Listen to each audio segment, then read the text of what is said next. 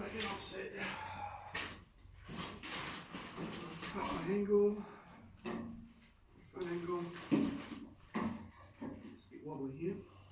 Right in. Get that off.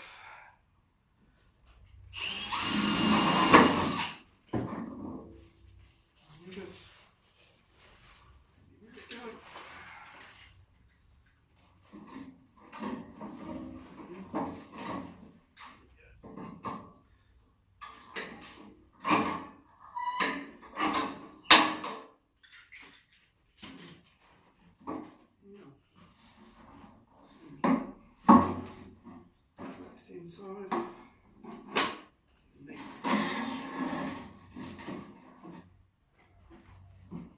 get that off.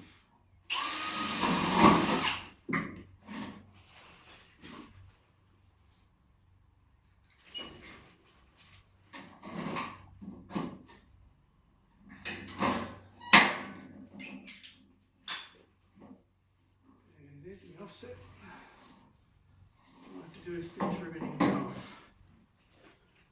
Then I'll of course place it on the wall, line it up with my pop and the cutter.